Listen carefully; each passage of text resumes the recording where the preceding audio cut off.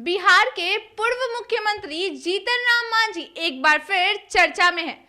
जीतन राम मांझी के द्वारा भगवान राम के अस्तित्व पर सवाल खड़ा किया गया है। उन्होंने कहा कि वह राम को काल्पनिक मानते हैं। उनके अनुसार भगवान तो वाल्मीकि हैं, जिनके द्वारा रामायण की रचना की गई है। उन्होंने कहा कि वाल्मीकि जी की द्वारा काव्य बनाया गया है और काव्य काल्पनिक होता है।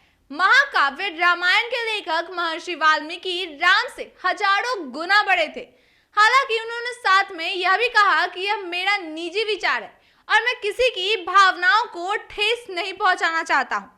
ये विवादित बयान दिल्ली में अपने पार्टी की राष्ट्रीय कार्यकारिणी के दौरान बिहार में एनडीए सरकार के सहयोगी और राज्य के पूर्व मुख्यमंत्री जीतन राम मांझी के द्वारा दिया गया है।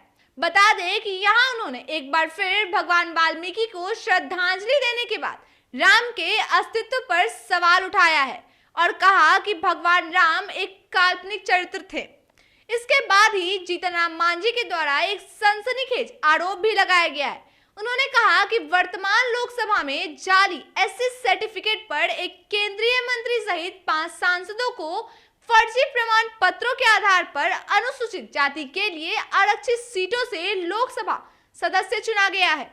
मांझी के द्वारा कहा गया कि सांसद बीजेपी, कांग्रेस, टीएमसी और निर्दलीय हैं।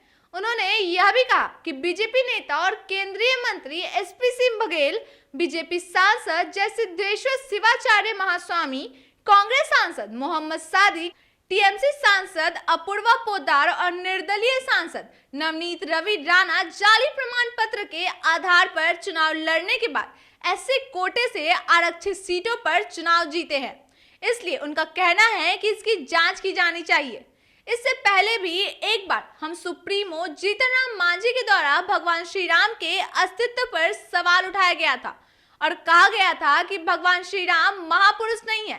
तब जीतन राम मांझी ने मध्य प्रदेश की तरह बिहार में रामायण को पाठ्यक्रम में शामिल करने के सवाल पर यह कहा था कि रामायण की कहानी सत्य पर बिल्कुल आधारित नहीं है। श्री राम किसी भी प्रकार के महापुरुष नहीं थे और वह इस बात को भी नहीं मानते थे कि जिस वजह से उन्होंने रामायण की काल्पनिक ग्रंथ बताया था। हालांकि साथ ही उन्होंने रामायण को पाठ्यक्रम में शामिल करने की भी बात कही थी।